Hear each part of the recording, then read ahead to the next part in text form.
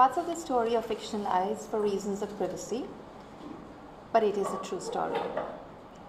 My office friend Ronita often jokes about her aging aunt Kamal and her compulsive need to make lists. Ronita's aunt Kamal, a widow in her 60s, lives alone in a huge bungalow in Ville Parla West in Mumbai. Kamal is inordinately fond of Ronita, her brother's daughter, a fact that Ronita is slightly embarrassed about, mostly as the old lady occasionally shows up at our office with a box of home-cooked Gujarati food, which may include besan laddus, dhokla, khandvi, khichu. Last Thursday, she brought puran polis, or rotis, which are stuffed with a filling made of ground lentils sweetened with jaggery. Biting hungrily into one, I'd asked Ronita about her aunt's need to make lists and whether she'd seen any of them. Ronita had laughed and said, "Kya yaar, she's old. You know how they forget things. She's had a hard life. Her daughter died at 19. And now that her husband too has passed away, she's nothing much left to do save make lists, I guess." Well, given my own proclivity towards lists, I found it hard to dismiss Ronita's aunt's need to make them. On an impulse, I asked Ronita if I could go with her to visit her aunt one day. Ronita looked at me as if I'd suddenly turned daft. After a while, she said, "Okay, why not? I'll ask her, since you're so keen. It'll make me feel less guilty about not being able to give her the attention that she craves." The next day, Ronita said, "Hey Anu, expectedly my aunt was thrilled and invited us to have lunch with her this Sunday." So on Sunday morning, Ronita rang to say that her boyfriend was keen to take her to Mud Island for some private time, and would I be her alibi? I agreed a bit reluctantly, wondering aloud about her aunt's lunch. "You go and make up an excuse about my classes or something, or she'll call my mum and it'll turn into a production," she said. Ronita left me with the prospect of visiting an aged lady I did not know. I decided to play along, mostly as I was curious and sympathetic about Ronita's aunt, who reminded me of my own mother. So there I was at 12 p.m., it being the auspicious month of September. Ganesh Chaturthi was around the corner. Carrying with me a small steel box filled with my own aunt's homemade coconut modaks, I took them along for Ronita's aunt. I took the train north, Dadar, Matunga, Mahim, Bandra, Khar, Santa Cruz, till the train drew a slow halt at Ville Parle. Reaching a home in Ville Parle West at 11, I made my way into a sprawling compound with an overgrown garden. Ratrani bushes and a spreading champa marked a scented trail towards a path that led to the door of an aging low-rise bungalow. I climbed a small flight of fading white marble steps and pressed hard on an old-fashioned wooden doorbell. A musical peal resounded through the house. It must be hard to live alone in such a large bungalow with no security, I thought. After a few seconds, I heard her slippers slapping against the floor. The doorknob turned, and one half of the two-part door opened inwards. Kamal Fai stood there in a crisp white cotton sari, worn the Gujarati way. She wore a red bindi and a big smile, which faded as she saw me standing there alone. "Where's Ronita?" she asked. At which I jumped into the excuses that Ronita had cooked up and then asked if I could still stay for lunch. "Yes, of course. How rude of me," she mumbled, urging me to come in. We sat in a cavernous living room with Art Deco furniture and walls which were painted in different colors. Noticing me making a mental inventory, she said that her late husband used to give out the bungalow for film shootings, and the production people often painted the house in bright colors. She also listed some of the more memorable names who had been there. Amir Khan, Farah Khan, Ashutosh Gowarikar, it was a long list. The meal itself was elaborate and lasted well over an hour, as she had cooked far too many dishes, and mostly for her niece, though it was me who ended up polishing off the fare. Magni dal, kadhi, khata dhokla, shrikhand, white basmati rice, it just kept coming. We talked about many things, including my own mother and the fact that she had always maintained that food is akin to God, and some people are blessed with amrit in their palms as they cook. At 2 p.m., ready for a snooze, I motioned that I had to leave. Kamal Fai appeared sad. It was evident that the rest of her Sunday still loomed ahead of her, while I had a whole host of errands to catch up on. Come again, beta, she said ever so wistfully. I couldn't quite comprehend why I was drawn to this old lady. Monday morning sped manically into Monday afternoon, the way Mondays are prone to in our office. I marked my progress by scratching off items on my to-do list. I took a quick lunch break. At 1:30 p.m. and was eating a sandwich and coffee when Ronita hailed me from across the room. Hey Anu, wait up! Bringing her plate of rice and dahi, she came and sat next to me and said, Hey, thanks yaar. Milind and I had a great Sunday afternoon doing you know what. And to add to that, Kamalfai was ecstatic when I rang her in the evening on my way back. She bought all that you told her about my extra work. She loved having you over and wants you, imagine. She said you, Anu, and not me, to visit her again, soon. 4 days later, at lunchtime, Kamalfai walked into the lunchroom, eyes darting all over the place in search of her niece. She was dressed in an indigo blue block-printed sari, her hair in a bun, and she wore diamond earrings. The Gujaratis call their solitaire earrings lavingya. She found Ronita, who as always was embarrassed and restless to see her relative walk in amidst a smoking, swearing, hip crowd. I could see Ronita trying to steer her aunt towards the exit. But the old lady stood her ground and continued talking. After a moment, Ronita turned, took in the dining room and spotted me. Taking her aunt by the arm, she made her way towards me, a plastic bag stuffed with dabbas of food in her hands. Approaching me, she said, Hey Anu, sorry to disturb you, but Kamalfai wanted to meet you before she leaves. I smiled and said, Oh, hello, how nice you look and how lovely to see you again. I rose to get her some tea, but Ronita mentioned that I should sit down, hissing at me. Not that you've asked her, you sit and chat with her while I fetch the tea, silly. Embarrassed for the old lady, I sat down and quickly changed the topic to a new advertisement for cooking oil that we were working on. I told her that the art director was looking for an older lady to audition for the part of a grandmother, and would she be interested? Kamalfai's eyes lit up, and she broke into a little laugh, arranging the wisps of silver hair that had escaped from a tight hairnet that held together her tiny bun. Looking at me, she said, Now, today, it'll save me another long trip here. Amused, I made a quick call to Amitabh, our amicable art director. Amitabh was game. Ronita had just returned with the tea. Kamal excitedly told Ronita about my suggestion that she test for the ad. By now, Ronita was upset. She just slammed the mug in front of her aunt, looked at me and said, Okay, your problem. I'm out of this. See you. Kamalfai looks upset all over again. So I quickly scooped up a cup, stood up and told her that we should go towards the art department. At once she got up and hurried along with me, laughing a little out of sheer nervousness. Amitabh fell for her the moment he saw her. Perfect, Anu, just perfect. I bade Kamal to sit down in an adjustable office chair and yelled for the resident prop boy to bring a comb and a compact, at which Kamalfai unclasped the antique tortoise shell on her bag and took out her own clean white comb and a peach-colored cardboard box of Pond's face powder. I was suddenly reminded by association of my own mother's insistence on her cosmetics. She too had a list. Tata Zodi cologne, Cuticura talcum powder, Nivea cream, and so on. When we finished and were getting into the lift, she said, You're God's blessing for me. Thank you for being so kind to an old lady. The following Monday, I escorted Kamalfai from our office to Famous Studios in a taxi. It was a short ride, and she looked lovely in a fluffy pink organza sari, dotted with tiny flower print, and a white lace border and a crisp white poplin blouse. I could already see the advertisement. Reaching the studio, I handed her over to Ramu. Ramu wrapped up her shots by 2 p.m., by which time I was ravenous. She looked a bit tired as she came out, but I asked her if she'd like some lunch. Her face lit up and she said, Oh yes, I haven't been to a restaurant in many months. So I took her to Copper Chimney in Burley. We ordered pulao, vegetables, rumali roti, biryani, and some raita. She ate like a bird, carefully cleaning her plate with a piece of rumali roti.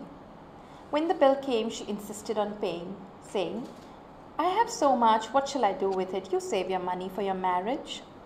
Moved by her statement and feeling a little teary-eyed, I offered to drop her back to Villeparle, despite the fact that would mean a detour. But I just wanted to go along with her. En route, she asked, Is there anything I can do for you better? I replied.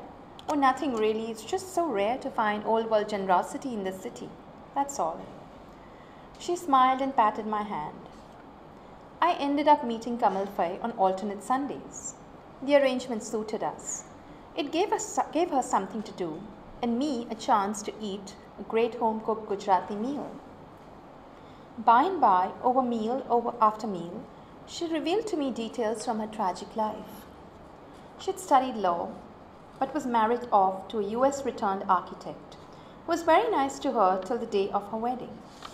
Overnight, he became someone else, and Kamal Fai was subjected to a life of strange sexual fetishes and abject miserliness of being, even though her husband had inherited more wealth than he could use in his whole lifetime. A few weeks into the marriage, Kamal discovered that her husband had severe mood swings and that his mother had been a schizophrenic. He never raised his hand on Kamal, but belittled her consistently in many, many ways. Despite this, Kamal stayed on in the marriage and bore her husband a daughter. After the child's birth, he banished her out of their room and became increasingly non-communicative. Kamal moved into a room on the ground floor and poured her energies into bringing up their daughter Tamara. She pottered around the kitchen and food became both refuge and comfort. She reveled in trying out new dishes, perfecting the old favorites and making lists of recipes. Her daughter Tamara grew into a pretty teenager. She had several friends whom she brought home despite the fact that her father always belittled her mother in front of her friends. At 18, Tamara began dating. Her father's disapproval was sharp and irrational. He blamed Kamal. A year later, Tamara announced that she decided to marry Nikhil, her 27-year-old boyfriend. Perhaps it was her way of escaping the shackles of a dysfunctional home. Her father was livid. Finally, he said he'd allow her to do so, only if Nikhil became a ghar jamai. It seemed like a dead end. But Kamal intervened and told her daughter that she must learn to live her own life. Much against her will, she and Tamara started making preparations for the marriage. A few days before the wedding, Kamal was woken up around 2 a.m. by a phone call.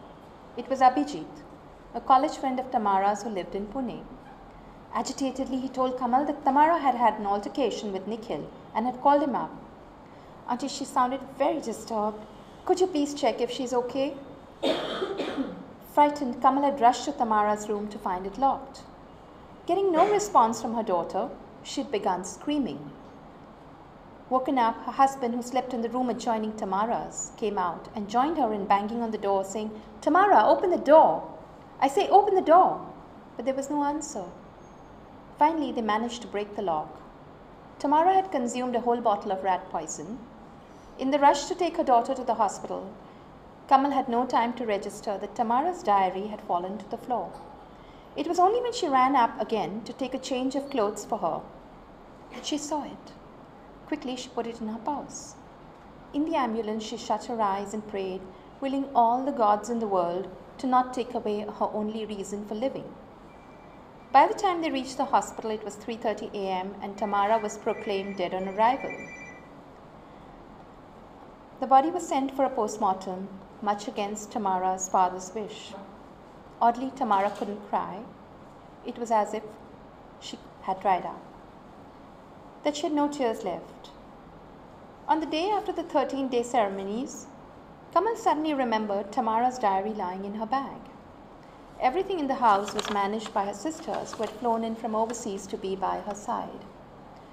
Getting up from her chair, which faced a large photograph of Tamara's, Kamal opened her cupboard and took out her purse. The diary was still there.